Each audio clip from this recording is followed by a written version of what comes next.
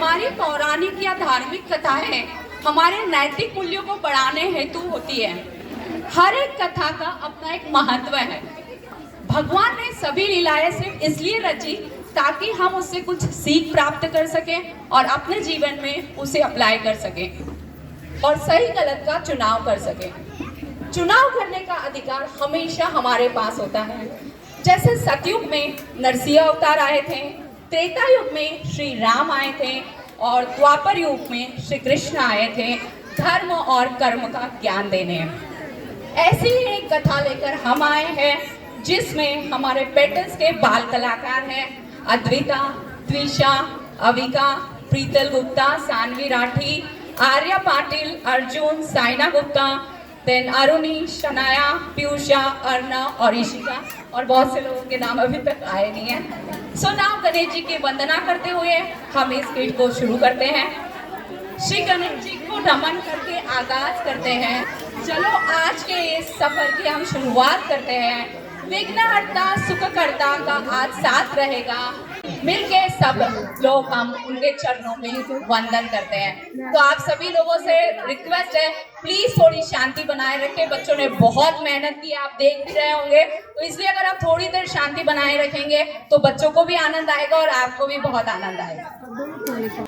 जगजननी माता वैष्णो देवी की इस कथा में माता के हर संतान का स्वागत है। यह कथा है शेरावाली की, सृष्टि के संतुलन की। संतुलन जीवन का आधार है। जैसे रात है वहाँ दिन भी है, जहाँ पाप है वहाँ पुण्य भी है। और जब जब यह डोर कमजोर होने लगती है तब भगवान को धरती पर आना पड़ता है। और वैष्णो देवी का भी जन्म इसी कारण से त्रेता युग में हुआ। आदि शक्ति माँ वैष्णो की कथा सुनाते हैं, पावन कथा सुनाते हैं। माँ वैष्णो रूप में क्यों आई ये हम बतलाते हैं, पावन कथा सुनाते हैं। आज भूदेवी बहुत पीड़ा में है और हम इसका कारण भी जानते हैं। क्या कारण है महादेव? हे देवी, समुद्र मंथन के समय जो हलाहल विष निकला था वह भयानक था, पर उस समय हमने उस विष को ग्रहण किया और सबके प्राण बचाए। पर उस समय कुछ बूंदें समुद्र के गर्भ में समा गई जिनसे जन्म हुआ कली का, जो आगे जाके कलयुग बनेगा। उनकी पीड़ा का एक ही मार्ग है देवी, असुरों का नाश। अगर असुरों और कली की शक्तियाँ बढ़ गई, त्रेता युग नहीं, द्वापर युग नहीं, सीधा कलयुग ही आ जाएगा। इसलिए हमें पृथ्वी का नाश करना ही होगा। पर यह कैसे होगा महादेव? अगर पृथ्वी को बचा लिया तो कली भी बच जाएगा और त्रेता युग में उत्पात मचाएगा। फिर हम त्रिदेव भी कुछ नहीं कर पाएंगे। धरती पर कली जैसा कोई पापी नहीं। अधर्म की वृद्धि हो जाएगी, संतुलन बिगड़ जाएगा। हमें हमारे त्रिशूल का वार करना ही होगा। नहीं नहीं नहीं महादेव, अगर असुरों का संहार किया तो मानव भी मारे जाएंगे। हे महादेव, पुत्र को पुत्र हो सकता है पर माता को माता नहीं हो सकती। प्रभु, संतान, संबंध और संतुलन बिगड़ गए तो उन्हें संभाला जा सकता है। कौन संभालेगा उन्हें? पापी के भीतर के पाप का नाश किया तो संतुलन बनेगा, और वह भी बिना हिंसा और विध्वंस के। यह कैसे संभव है बिना हिंसा और विध्वंस के? हम त्रिदेव एक ऐसा शक्ति का सृजन करेंगे जिसमें सरस्वती की सुबुद्धि और ज्ञान हो, महालक्ष्मी की दया और कृपा हो, और महाकाली की शक्ति हो जो पापी का नहीं पाप का नाश करेगी, सभी मनोरथ पूर्ण करेगी। संपूर्ण जगत की माता रानी शेरावाली, ब्रह्मा विष्णु महेश की शक्ति हम है और हमारी शक्ति है शेरावाली। महालक्ष्मी कारी तीनों की तू प्यारी, गुफा के अंदर तेरा मंदिर, तेरी महिमा सारी। शिव की जटा से निकली गंगा, आई शरण तिहारी। आदि शक्ति आदि भवानी, तेरी शेर सवारी। देवियों ने वैष्णो देवी का सृजन किया। इधर धरती पर श्रीपुरम के राजा रत्नाकर सागर और महारानी समृद्धि देवी विष्णु के परम भक्त हैं। उनके राज्य में उनकी प्रजा बहुत ही आनंदित और सुखी है। राजा और रानी को बस एक ही दुख है कि अभी तक उन्हें संतान का सुख प्राप्त नहीं हुआ। एक दिन राजा विष्णु के चरणों में संतान प्राप्ति की कामना कर रहे थे, तभी त्रिदेवियों ने आकर उनको दर्शन दिए और कहा, हे राजन, विष्णु ने तुम्हारी पुकार सुन ली है और जल्दी तुम्हें कन्या रत्ना की प्राप्ति होगी। यह कोई साधारण नहीं, बल्कि इस कन्या का जन्म विशेष उद्देश्य गुरुओं से केवल उसके माता पिता नहीं, अपितु समस्त मानवता का कल्याण होगा। उसका दायित्व भी सुन लो। वह पुत्री तो तुम्हारी होगी, पर वह मार्ग स्वयं चुनेगी। संतान मोह में आकर तुम उसे रोकना नहीं। वह विष्णु की भक्त होगी और जब उसे विष्णु के दर्शन हो जाए, उसके बाद तुम उसे जाने से रोकना नहीं। तुम्हें यह वचन देना होगा। जी जरूर माते, मैं वचन देता हूँ। और वह दिन आ गया जब राजा रत्नाकर सागर और समृद्धि देवी को कन्या रत्न की प्राप्ति हुई।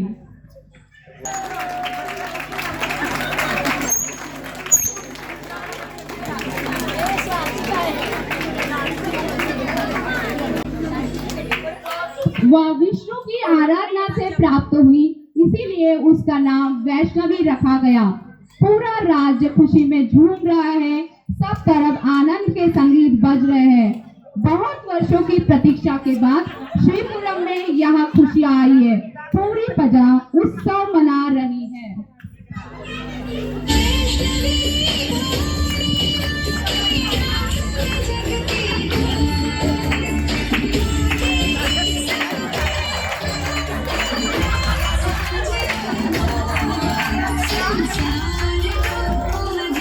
मम्मी को बोल इधर के कॉर्नर में खड़ा रहे, बोलना ताकि वीडियो में आए।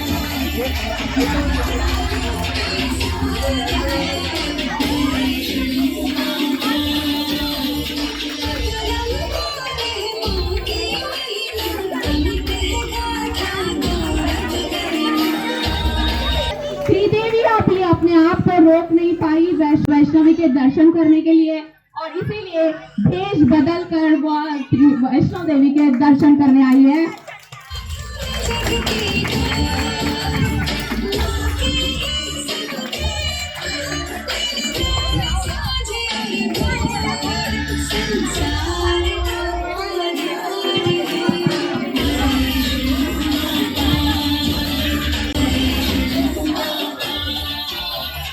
बचपन अपने चचेरे भाई चंद्र के साथ बीता। दोनों बहुत अठखेलियां करते, हंसी ठिठोली करते। चंद्र हमेशा वैष्णवी की सहायता करता। वैष्णवी सबके दुलारी है और हो भी क्यों ना, वह करुणा, ममता, प्यार और सद्गुणों की खान है। वह हमेशा सबका ध्यान रखती है।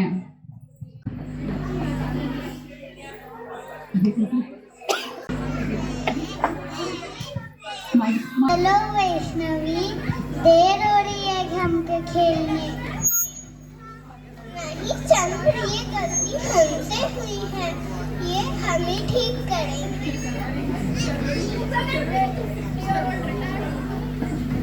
वैष्णवी हमेशा सबका ध्यान रखती है। बस महिपाल जी, आप तो सबका ध्यान रखते हैं, आपका ध्यान कौन रखता है?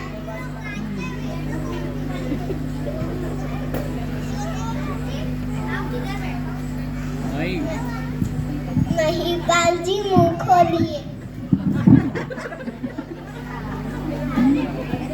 खिला खिला दे। यह क्या कर रही हो राजकुमारी? महिपाल जी, आप मुंह खोलिए। और इस तरह से वैष्णवी अपनी प्रजा का और महल में रहने वाले सभी का बहुत ही ध्यान रखती है। वैष्णवी 9 साल की हो चुकी है और त्रिदेवियों ने उसे शिक्षा प्रदान की है। वाचा और कर्मणा की शिक्षा। माँ सरस्वती ने उन्हें सुरों से पूरे ब्रह्मांड का ज्ञान दिया। माँ लक्ष्मी ने वाणी के द्वारा कैसे किसी को जीत सकते हैं यह कला सिखाई और महाकाली ने कर्म की शिक्षा दी। अब वैष्णवी राज्य की उलझनों को सुलझाने में भी राजा रत्नाकर सागर की मदद करने लगी है। इधर जब कली को पता चला कि उसको रोकने वाली शक्ति धरती पर आ गई है तो उसने अपने षड्रपों में से एक असुर को श्रीपुरम राज्य में भेज दिया। इधर श्रीपुरम राज्य की प्रजा में आपस में बहुत स्नेह है और सम्मान भी है। अरे हरीलाल, कैसे हो? बहुत दिनों के बाद मिले। बढ़िया हूँ, तुम कैसी हो? ठीक हूँ। और तुम्हारे बड़े भाई मोहनदास कैसे हैं? वह भी बहुत अच्छे हैं। उनकी बड़ी बेटी की शादी है तो मैंने उनको अपनी पूरी जमीन भी दे दी है। यह तो तुमने बहुत अच्छा किया।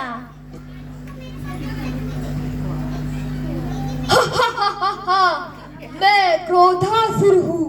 मैं किसी को भी क्रोध दिला सकता हूँ। जो भी मेरे जाल में फंस जाता है उस पर मेरा आधिपत्य हो जाता है और मैं जो चाहूँ उससे करवा सकता हूँ।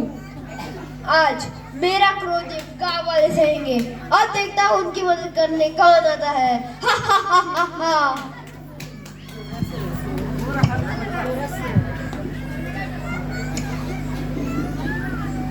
मेरे भाई ने मेरा फायदा उठाया है। अब देखो मैं उनके साथ क्या करता हूँ। इधर राजा के दरबार में इसे यहाँ क्यों लाया गया है? महाराज, इसने अपने ही भाई का खेत जला दिया। तुमने ऐसा क्यों किया? मेरे भाई ने मेरे साथ छल किया है और मेरी पूरी जमीन हड़प ली। अब तो मैं उनके घर को भी आग लगा दूंगा। यह तुम क्या कह रहे हो? क्या तुम्हें डर नहीं लग रहा? महिपाल, इसे कारागृह में डाल दो और अगर इसने अपनी गलती ना मानी तो इसे कोड़े भी लगाओ। यह पिताजी क्या कर रहे हैं? यह उचित नहीं है। हमें पापियों का नहीं, उनके भीतर के पाप का नाश करना है। हमें पिताजी को रोकना ही होगा। पिताजी रुकिए। क्या हुआ पुत्री? हमें पापियों का नहीं, उनके भीतर के पाप का नाश करना है। और हम ऐसे कैसे करेंगे पुत्री? इसे हमारे पास भेज दीजिए। नहीं राजकुमारी, यह बहुत खूंखार है। नहीं महिपाल जी, यह हमें कुछ नहीं करेंगे।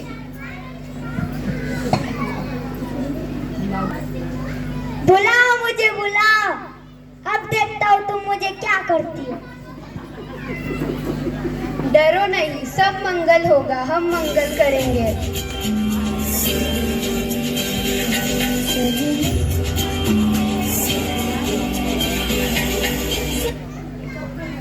हे माता रानी, हमें माफ कर दो। पता नहीं हमें क्या हो गया था। हमने अपने ही भाई का खेत जला दिया। मुझे दंड दो, मैं इसी योग्य हूँ। पालजी, इसे लेके जाइए। इस तरह से वैष्णवी ने पापियों का नहीं, पाप का नाश किया और गांव वालों के क्रोध को समाप्त करके उनके को क्रोधासुर से मुक्ति दिलाई।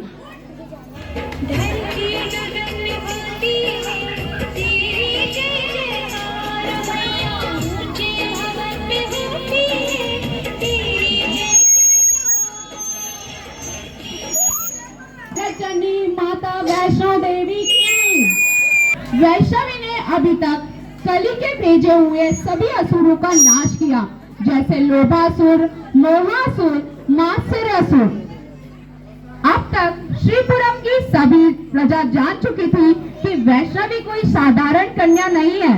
वैष्णवी को श्री विष्णु के दर्शन भी प्राप्त हो गए हैं और अभी उन्हें अपने दैवीय रूप को प्राप्त करने के लिए त्रिकुट पर्वत पर ध्यान करने का जाने का समय हो चुका है।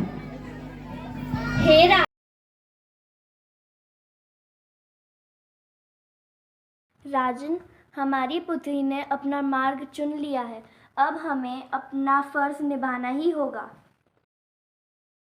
हाँ महाराज, हमने उसकी यात्रा की तैयारी मैं मोहासुर हूँ। मैं किसी के भी मन को दूषित कर उसे मोह में बांध सकता हूँ। मैं इस बालिका के जीवन में ऐसा बाधा उत्पन्न करूंगा जिससे वह अपने उद्देश्य तक कभी पहुंच ही ना पाए। मैं इसके माता पिता पर ऐसा मोह का ग्रहण लगाऊंगा, उनके भावनाओं पर, उनके हर कार्य पर, जिससे यह बालिका कभी घर से दूर ही न जा पाए। वह अपने भक्तों और शक्तियों से दूर हो जाएगी, मानव शरीर में घुट कर रह जाएगी। वह देवी कभी बन ही ना पाएगी और हम सब सुरक्षित हो जाएंगे। हा हा हा हा हा।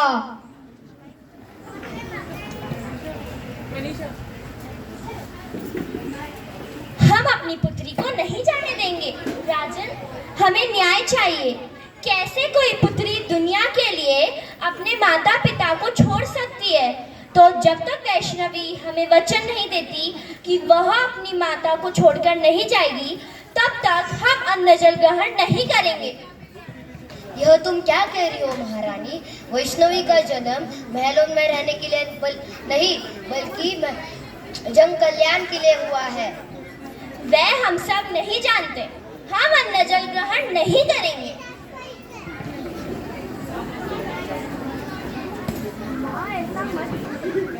माँ ऐसा मत कीजिए माँ, जल ग्रहण कर लीजिए माँ। नहीं, पहले वचन दो। हमसे क्या धृष्टता हुई है माँ? पहले वचन दो। पिताजी माँ को समझाइए। मान भी जाओ महारानी। नहीं। अब हम क्या करें? हम माता को इस हालत में छोड़कर भी नहीं जा सकते और त्रिदेवियां वहाँ हमारा इंतजार कर रही है।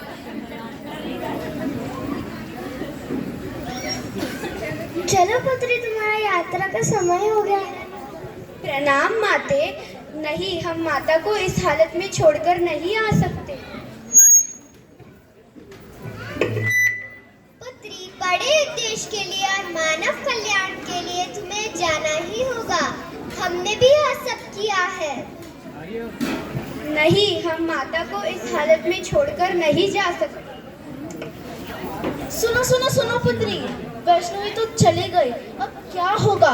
क्या हम इस धरती को असुरों से नहीं बचा पाएंगे?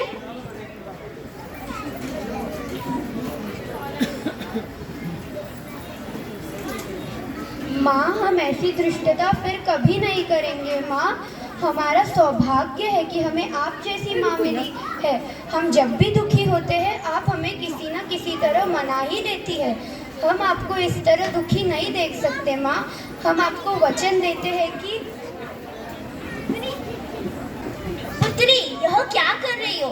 हमें ऐसा वचन मत दो।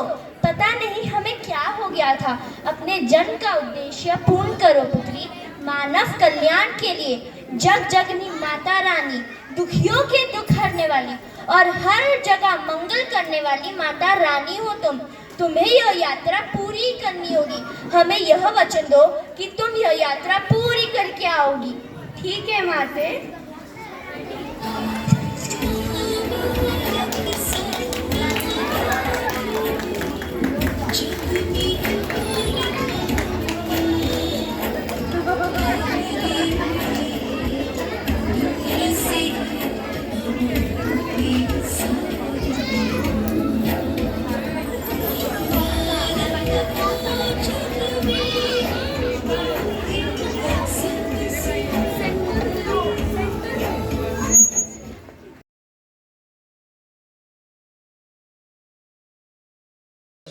यह वैष्णवी ने कैसे किया? वैष्णवी ने अपने माँ के लिए अपनी देवी शक्ति को नकार दिया और अपने निस्वार्थ प्रेम से मोहासुर को परास्त कर दिया। जगत जननी माँ शेरावाली की। बहुत वर्षों के पश्चात जब श्री राम सीता मैया को ढूंढते हुए त्रिकुट पर्वत पर पहुंचे, तब वैष्णवी की साधना पूर्ण हुई और उन्होंने श्री राम जी की मदद भी की और उनके लिए उन्होंने नवरात्र रखे। इसीलिए नवरात्रि में रामायण भी पढ़ी जाती है। माता वैष्णव देवी ने अपने सभी भक्तों की मनोकामना पूर्ण की है। उनके भक्तों में सबसे बड़ा नाम आता है श्रीधर का जिनको माता रानी ने दर्शन देकर भंडारे का प्रस्ताव रखा था। वैष्णो देवी ने भैरवनाथ का भी संहार किया और जब उन्होंने उनसे माफी मांगी तो माता ने उन्हें क्षमा भी कर दिया और उन्हें वरदान भी दिया कि जो भी भक्त मेरे दर्शन के लिए आएंगे उनकी यात्रा तुम्हारे दर्शन किए बिना पूर्ण नहीं होगी। और वैष्णो देवी को ऐसा माना जाता है कि वैष्णो देवी को श्री राम ने यह वरदान दिया था कि जब वह कलयुग में कल्कि अवतार में आएंगे तब वह उनसे विवाह करेंगे। हे मानव, कलयुग में कोई भी असुर बाहर नहीं होगा, सारे असुर तुम्हारे भीतर ही होंगे। यह 6 असुर काम, क्रोध, लाभ, मोह, मद, मात्सर्य तुम्हें भीतर से खोखला कर रहे होंगे, तुम्हारे मानव शरीर के उद्देश्य में बाधा उत्पन्न करेंगे। तुम्हें इन 6 असुरों का अपने भीतर से नाश करना होगा।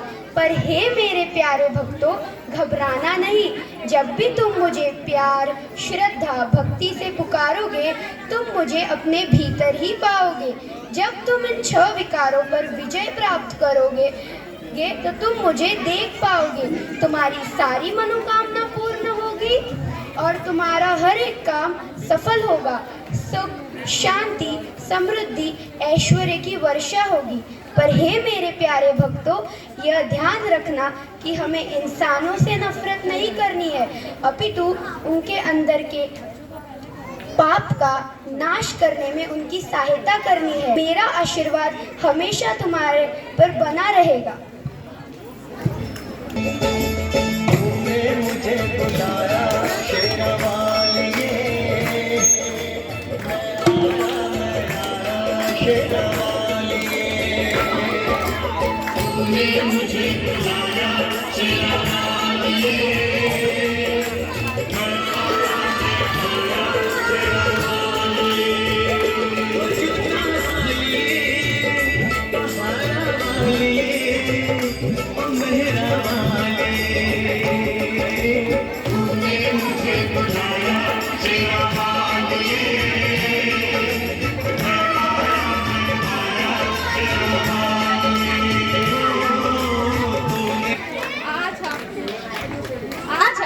माता रानी के इस दरबार में माता रानी से प्रार्थना करते हैं कि हमें इन 6 असुरों से मुक्ति दिलाने में हमारी मदद करें।